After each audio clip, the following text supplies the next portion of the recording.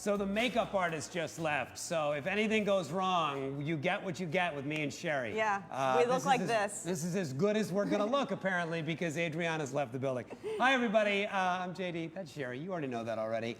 This is our little AMA with Cheri. We're just finishing up, like, tweaking a couple of things in the studio. Cheri and I are up on a precariously high bench. That is how much we wanted to be here with you today.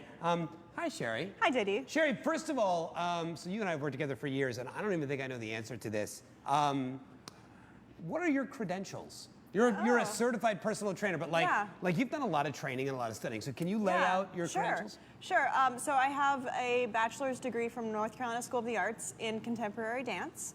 I am a certified personal trainer through the National Academy of Sports Medicine. NASM, N-A-S-M, yeah. I am Jumpstart certified through muscle activation technique therapies. And I'm pre and postnatal through NASM and through Annette Lang and through maternal fitness. I have some other certifications and some other kind of auxiliary certifications. Small group fitness through NASM. So you end up having to do a lot of continuing education for that stuff as well, right? Like every year. Every 2 years, and so that keeps things fresh, though. You know, I actually enjoy them, and I think about how I can apply them to myself and to my clients. Like I for a while I wasn't really into the endurance athlete type of training for my clients and that type of education. So it was marathon training certification. I'm a running coach, so that kind of additional education stuff really appeals to me. Well, we're going to talk about pre and postnatal. We're going to talk about running. Those were the two things, like when we put the call out there and we said, hey, folks, what are your questions? The two big things that came up. People wanted to talk running and they wanted to talk pre and postnatal fitness. Because I think so many people have questions about what they can do safely, how do they recover, such a big thing. We're going to get to all that. But first, first you got to ask me anything. But we got to ask her anything. Where are you from? What's your hometown? Oh, I'm a military brat, and which branch? Air Force. So mom or dad? Dad. Dad was in the Air Force. Dad was an engineer for the Air Force, and he's still alive. He's just retired. And I grew up in Germany during the Cold War, so that totally ages me. I was over there during Chernobyl, and so I've been watching that on HBO. I'm like, oh my God. Hang on, I gotta scoot a little further away from. I know, everyone back there is like, what? No, I know, Cheri's toxic. I was over in Germany during that time. We moved right before the wall fell. So I went over, we crossed Checkpoint Charlie and went into East Berlin a couple times. My dad did the Berlin Marathon when there was still East Berlin. Wow. So have you done Berlin? I haven't that's done one of the Berlin. world, that's what they call one of the world masters. It actually falls right on my birthday, and I've just never decided that that's how I wanted to spend my birthday. Yeah, I hear that can be hot. But when I was a kid, that's where I spent my birthday. Like several years in a row. I'm like, oh, here we go, back to Berlin. Back to the Berlin. For the Berlin's marathon. interesting. Do you speak any German still? Ein bisschen. Ein bisschen. It means a little bit. I figured that. Yeah. Do you get to go back? Have you been back at all as an adult? No. I actually, no.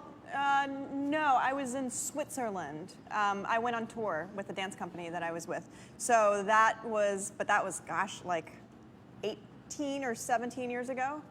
Yeah. So it's been a while. It's been a while. It's been a minute. It's been a minute. Siblings? I have a brother. Older or younger? He's 4 years older. 4 years older. That's good. Thank you. Thank you to him for being older, right? It's always nice to have older siblings. Yeah. Does he run? Is he as fit as you? He is more fit than me. Yeah, he's a total runner. He is a sub-elite marathon runner. He's also 6'4", so he's got legs for days, right? And he's super focused. He's a high-achieving individual. He is a doctor. He's a published poet. He is, he runs these crazy fast marathons. And so, actually, when I ran my first marathon, I was really nervous, and he told me 2 days before the marathon that he would run it with me. And I was just broke down crying because I was like, here's somebody that is an experienced marathon runner and a doctor and somebody who cares about me enough to make sure I stay alive through the whole process, to be right by my side the whole time. And it was just massive for me. And he's a super great guy. And he's a poet. And he's a poet. Wow. Yeah. What's his name? Cheri Fogleman. And he is now Uncle Corey. He is Uncle Corey. He is Uncle Corey Yeah. to my June. To my June bug. Yeah. So obviously, one of the things, if you haven't been with us forever on 365, one of the ways that we have evolved and progressed is that we got to meet Cheri pre-baby, and then we got to meet Cheri while pregnant, and then of course we've all gotten to meet June, her beautiful baby June, on the set as well. Yeah. Yeah, she's pretty awesome. Oh, hey, there she is. I'm going to scoot out of the way so you guys can see a little better. There she is. So she's come in, and you worked out all through your pregnancy, yeah? I did. I worked out until like a couple days before I gave birth. Yeah. How did that affect? I mean, I know you can only guess. But Right. how did that affect the experience of being pregnant and the delivery and the recovery? Well, June was breech, and she was triple nuchal, which means that she had the cord around her neck 3 times. Oh, my So heavens. she was not coming out the old-fashioned way. Right. So I didn't get to put my abs to the test and try to push out the way I had hoped I would, you know? So it didn't affect the delivery. It maybe helped, I mean, no doubt it helped my recovery some, because when you're in better shape and you go into a time that you can't work out for several weeks because you're in recovery, at least you're not starting from a negative, you're starting from Right, your base is- positive. your base exactly, is your higher. base is Yeah. higher. So that was really, I think, helpful. But like, I don't really know, and this is gonna sound kind of weird, but like, I don't know not being active. So like, to me, being pregnant didn't mean I wasn't gonna change anything in my life. I was just gonna keep being active, you know? Yeah. So Interesting. and to me, I feel better. Oh wait, there's the 2 babies. Hang on. Oh no, that's just the 1 baby. Sorry, I thought we had Crystal's baby as well. So there she is as a little. How Hillary. quickly? All right, so you had a C-section, obviously. Yeah. With the breech and everything. How quickly were you able to work out? How quickly did your doctor? See, and like, I don't feel well when I don't work out. Yeah. And so by week 2, I was already in my kitchen, like doing like ballet moves at my kitchen counter, like just like, doing little rond de jambes and pointing my foot and stuff. They cleared me for working at week 5, and I went for a 1-mile run, and I was just like triumphant. That was right before the color run in Hershey. Oh, right. That you Well, guys we all met in Hershey, Pennsylvania, and did a little 5K. Yeah, you did, and I was there, and I was like, I want to be running with you so badly, and I can't because I'm still like, I've only done a mile. I did a mile the day before I saw you guys, so. Do you feel like sometimes, because you're so used to being fit, because you are a marathon runner, because you are not only capable of a lot, but you are aware of how much you're capable of, do you feel like the times when you have to pull back are hard for you? Do you have trouble stopping yourself from doing too much? Not anymore. No, not since being a mom, and I also got shingles earlier this year, and that's such a weird thing. I know, she looks at me. No, that's Not like, only ow. was she in Germany during Chernobyl, but she had shingles. She has shingles. I'm scooting even further. No, but I mean, shingles are extremely uncomfortable and extremely they challenging. suck. And so, like, Better way to put it, Yeah, and so I feel like just, I don't know. It's also like in my brain, it's like an older person's a virus, right? But it's not, clearly, because younger people get it. But like, I was really like, okay, I need to like check, like keep things in check, because it's triggered by stress, right? It's the chickenpox virus that's triggered by stress, and I was like, it's not worth it to put myself through extreme stress, be it physical or mental, you know, like to just like, I am really quite happy with a level of fitness that I can live a happy life with, you know, like I'm no longer like trying to, and this could change, but like right now I'm not trying to qualify for Boston, you know, I'm not trying to deadlift a certain weight, you know, or bench press a certain weight. I'm happy to be physically fit and be mobile and be able to like roll around on the ground with my kid and chase after her, you know. And I think that's a super healthy place to be. Some questions from Instagram for you. What is your fitness pet peeve? Well, you know, I really dislike it when people when people push this idea that you have to like push really, really hard in a workout or it's not worth it. Yeah. That is my fitness pet peeve. Like that if it's 100% or nothing. Because like, 80% is still really great. And if your choice is 80 or nothing, like if you choose 80 every day, you're going to be a whole lot more fit than nothing every day, you know? Yeah. That is my fitness pet peeve. What? Oh, I like this one. I don't know if you'll have a good answer for it, but let's see. A lot of moms out there, and they're home, and obviously when you're a mom at home, you get this much free time, right, with a little one. Yeah. So what is a quick and efficient workout you can do during a nap? I think people think if they don't have 30 minutes, no point. Oh, yeah. Well, I know when June was first born, I would turn on Daily Burn 365. Oh, hey, nice. And, good plug. and I would do sometimes just the warm-up, right? Because like you just feel zero ownership over your own body at that point in time. And to just have some control over what your body is doing, even for 5 minutes, I would just turn it on and do however long that she took a nap, and then I would put her in the car seat and jump in the shower, you know? Yeah. You got to make use of what you got. Yeah, but I think also when you're a new mom, like doing an activity that makes you feel good, because so much in your life doesn't feel good at that point in time, is really important. So if you really like dancing, then, you know, turn on some music and have a dance party, and that is a great workout. You know, like it doesn't have to be, you know, 15 reps of this move and 3 sets, you know, like that's... Yeah, what do they say? Don't let perfect be the enemy of good. Like, you know, good Right. is good. It doesn't have to be perfect. It's something, right? You can let that paralyze you. Yeah. There's no point in it. All right, well, let's talk, since we're talking babies and we showed pictures of beautiful June, let's talk prenatal workout, pre and postnatal workout. You worked out, as you said, all through the pregnancy. You worked out with the big baby in your belly. So I've got some questions from our community group. Rachel Shuck, I'm 8 months postpartum.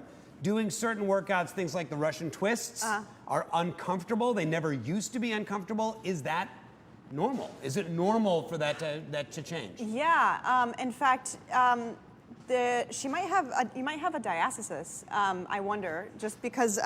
So that's the separation of your rectus abdominis that runs up the front of your abdominals vertically.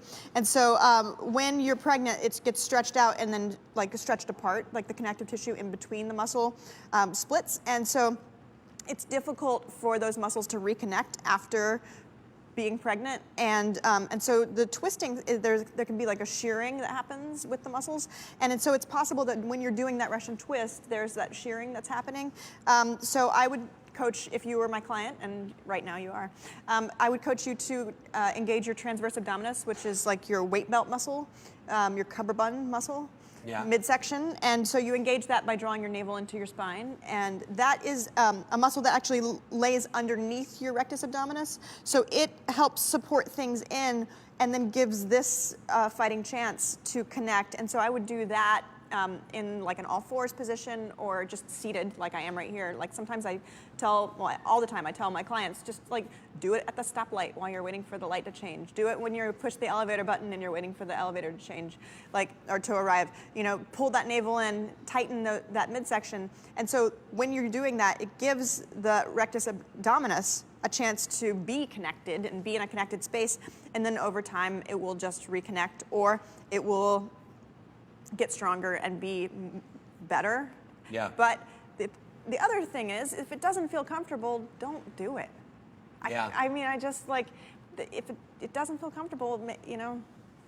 I say that with any of my pregnant clients, but you know, if you're 6 months postpartum? She's 8 months postpartum. 8 months, you know, that's not a whole lot of time in the whole scheme of things. You know, maybe you're just still recovering. So be gentle with yourself and don't force it.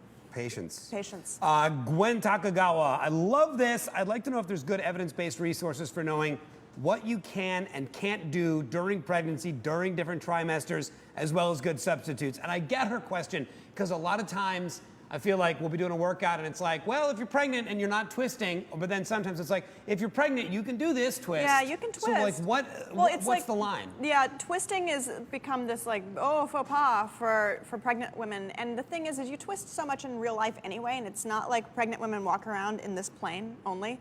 You know, like we still like twist to put our seatbelts on, and we twist to like pick up our kids, and like that's twisting, and that's life, you know? And so, what it is, again, it's that shearing of your abdominals if you are experiencing the diastasis, it can just make it worse, right? So if you're embracing with your transverse abdominis, and you can do that even when you are 9 months pregnant, you can still draw that navel in. It doesn't come all the way to your spine, but it comes in a little bit. And so you're supporting those abdominals with that muscle. And really, like, twist to comfort. Like, it feels good sometimes to twist. And so I'm certainly never going to tell my pregnant woman that's, having some upper back pain that she can't, rotate and do a little mobility movement like that. And I'd assume there's a difference between gentle twisting and sharp, quick, jerking, twisting motions probably never good for your back anyway, even great if you're for not pregnant. everyone all the time, especially if you're shoveling snow, right? You should definitely, I'm joking, please don't ever do the sharp jerking, twisting motions. They're all laughing at me. They're like shaking me. They're like, Cheri, no, please don't say that. I like this one. I like this question that Wendy asked because I feel like a lot of women have this, but it would be embarrassed to ask. Wendy said, any exercise that help with leaks? Postpartum during high impact moves. I'm 5 years since I gave birth. It's still a problem. Wendy, it's not just a problem for you, by the way. It's a problem. It's a problem. It's a thing. Kegels are amazing, and I coach my pregnant clients to start working on Kegels when they're pregnant, and then to continue, especially postpartum.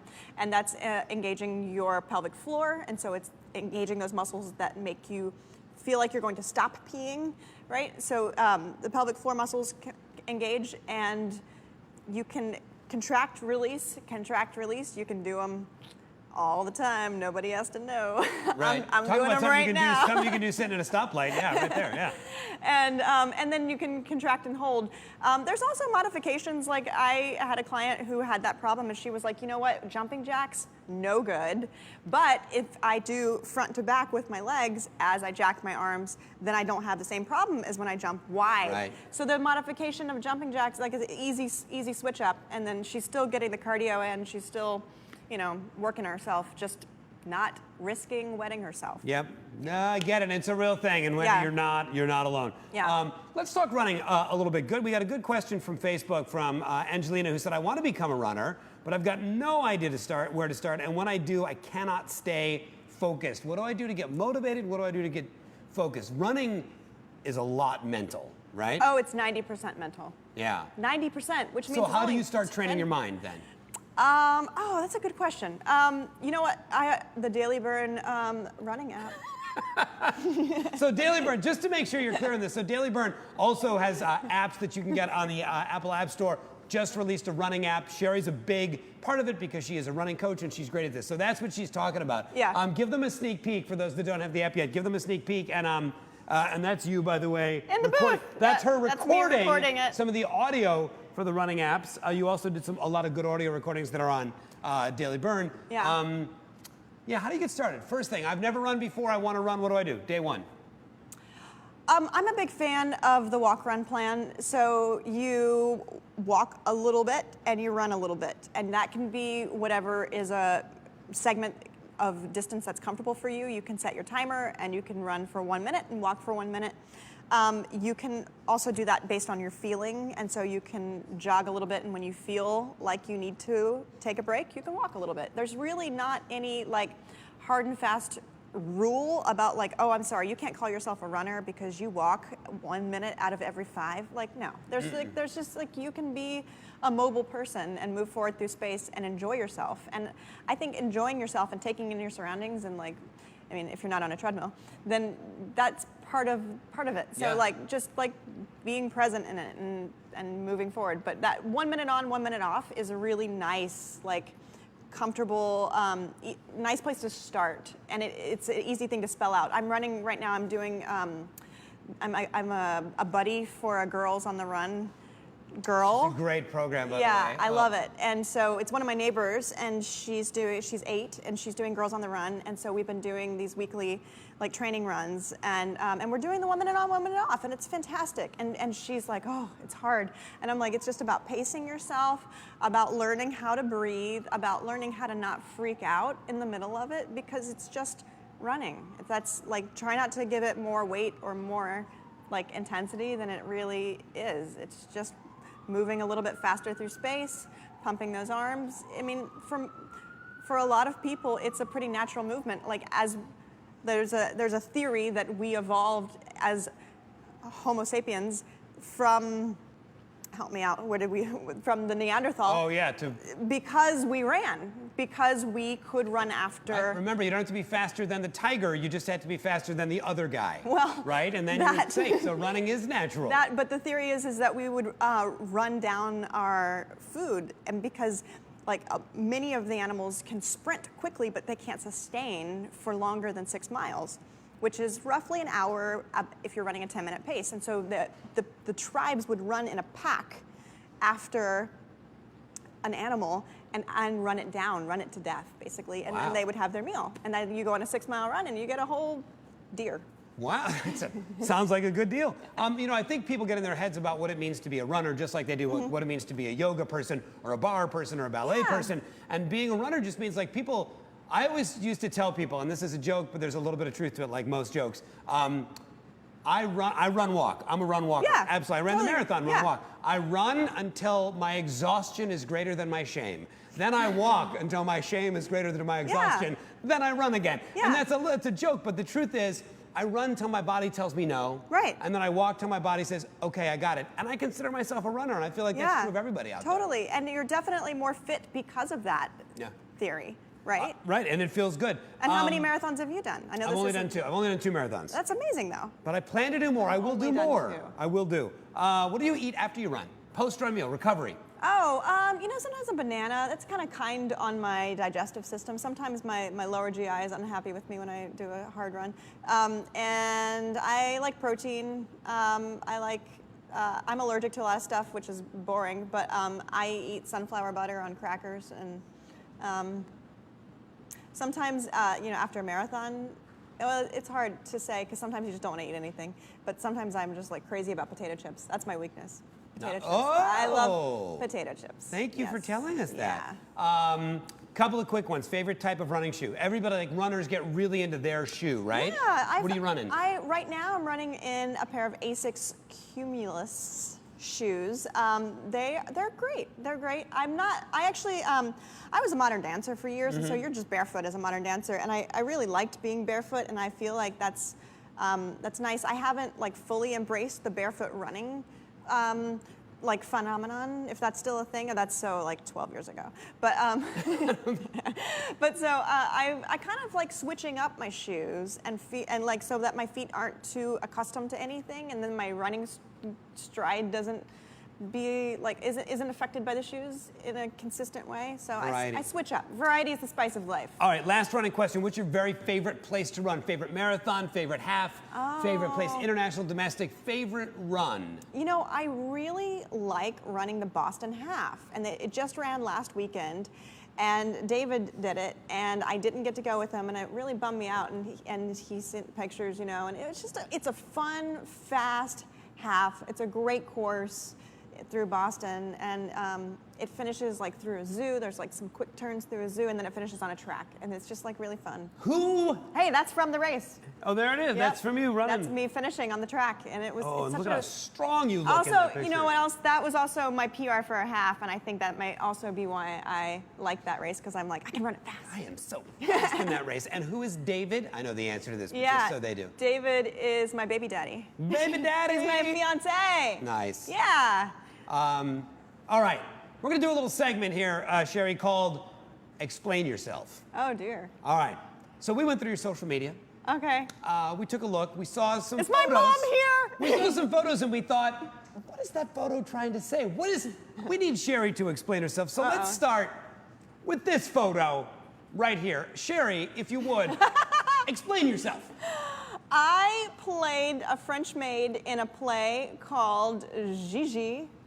Maybe you've heard of it. I have. And so in the play, the telephone is a new device because that's what period this was set in. Mm-hmm. And so actually, this is not a photo of me. Initially, I pick it up the wrong way and try to talk into it because it's like, oh, what is this? Because it's so new. Because it's so new, and you're like, and then the voice comes out of it, and I was like, oh my gosh, it's happening. So yeah, I have a feather duster in my hand, and I'm. They didn't put me in one of those sexy French maid costumes. I was going to say, I think French maid, I don't, well, all right. No, thank goodness, yeah. Now, you went from the colonial era to the head of the Nile. Cheri, explain yourself. Explain this. Oh, Explain this. Oh, I love that outfit.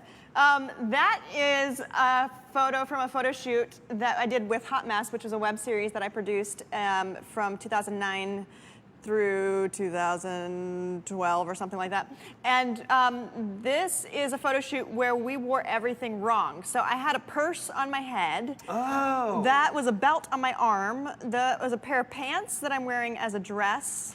And I think that's it.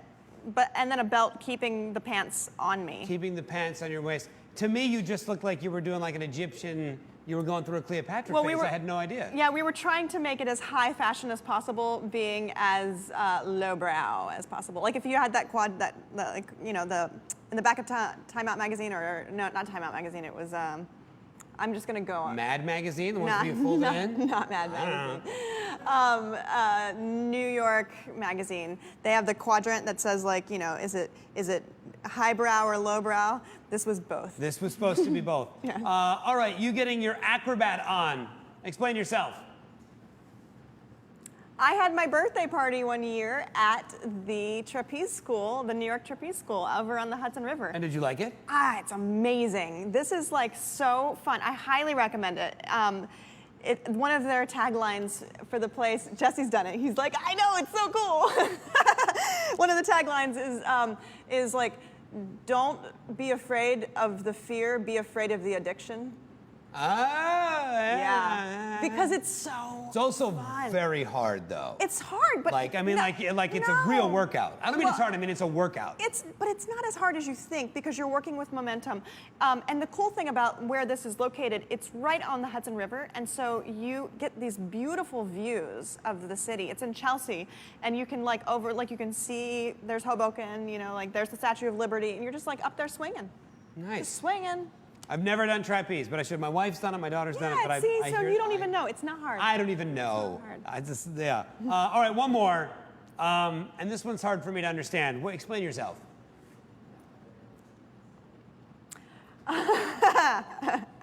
Dressed up on the phone, wearing boxing gloves. Well, this was another photo shoot for Hot Mess, my web series, and so my character Janine in Hot Mess just was always multitasking, and so we thought this was, and she also is a personal trainer. You know, it was largely based on you. Me, yeah. So she's got the boxing gloves on as the personal trainer. She's got lipstick in her hand. She's got a phone. She's on the phone. She's bruised up her elbow, even though she's in a cocktail dress. So there's a bandage on her elbow. So it's like the whole multitasking. There's another photo of me from the same shoot, I think, where I've got the Metro card hanging out of my mouth, and I'm like carrying like 4 bags, and I'm, you know, falling out of my shoe. So multitasker. But like Hot Mess, you know, that's she's Hot Mess. So that segues us into our next topic, which I want to hit really quickly, which is that you're also very passionate about acting. I am as well. You went to art school for dance. I did. Did you know you also wanted to act? I did, and in school they didn't let me double major, so I know, but I had gotten in for dance, so that was that, and I was a dancer for many years here in New York, and then I decided to go back to school for acting, and so I studied at the Maggie Flanagan Studio. It's a Meisner Technique studio here in the city. What do you get out of acting and theater and performance and film that you need? What do you get that nourishes you? Well, I really love playing in a fantasy world. Like I love just like the freedom and how fun that can be. And so for me as a dancer, that was what I was doing as a dancer. It was allowing myself to like be in another world for a little bit and frolic in that. And then and I was always coming up with stories in my mind of what my scene was, where I was dancing, and what I was engaging with and interacting with. And then as an actor, it's like that's what you do. I've always wanted to say this, but we've got a clip. You've always wanted to say it. I always wanted to say that to you during an interview. You know, Cheri, we've got a clip from your life. We have a clip from, and I think it's from not from Hot Mess, but from Power Walk. It's from a Hot Mess episode. Power Walk is the episode Yes. of Hot Mess. So we have a clip, and this is you doing your thing, and I'm assuming you guys are in Central Park. We're in Battery Park. In Battery Park. Let's check it out. Roll that in there. Those flats aren't There we helping go. me. they are my claim to fame. On my gravestone, it will read, "Here lies Amy, known for her loyalty, charm, and inappropriate footwear." The story was that I had convinced my friend to go on a power walk with me because that's what I do. And we are with each other. And then there are these two older ladies who are also on a power walk. And it's the same situation. Like one has convinced the other to come on a power walk with her. And they think that we are in a competition with each other, like as couples. Like they think that we are trying to outrace them, but we are oblivious to them.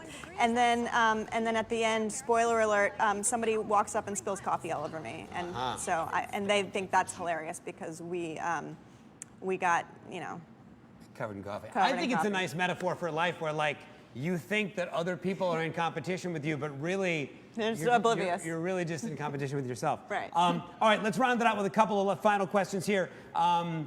If the story of your life were being made, who would play you? Oh, weird. Yeah. It's your love of make-believe and theater and acting. Who would play you? I know. I mean, because obviously you need to pick somebody younger and prettier, right? Oh, there's nobody younger and prettier. Sure there, yeah. Ellen Page. Good choice. Thanks. I think I'd like Ellen Page to play me. What is your one, last question, for everybody out there because most everybody out there that's watching is trying to dedicate themselves to just moving better, to feeling better, to being fitter. What is your one message, if you can give one message to people about this whole crazy fitness wellness thing? I think it comes back to what my pet peeve is about fitness, and that's that it doesn't have to be something that is like the workout doesn't have to break you down to build you up. It can just build you up. Like you can do a gentle mobility workout, and you can do that for 30 minutes a day, and it can not be something that causes you to not be able to walk for a week. It can be something that just makes you feel better, and if you do that every day and you do that for weeks at a time and months at a time, and suddenly those turn into years and you are a mobile person, I think you're better off, and you are burning calories through that. Like I've done the math, and it's 7 days worth of calorie burning, working out very gently for 30 minutes a day actually burns more calories than one like bleeding with sweat workout, and then you can't work out again for another week because that workout is so detrimental to your soul. Yeah. So I say, like, go gently. Go gently, but go. But go. Nice. There. Thank you. Thank you guys for your questions. By the way, if you didn't get your question answered, you can always put it in the comments below. Tag Cheri or tag me or tag both of us, and she'll jump in and answer them, and we'll leave this AMA up so you can watch it again if you want to write down anything. That's it, guys. Thanks for showing up. Thanks for being with us. We'll see you again when we do the next one. Goodbye, Daily Bird.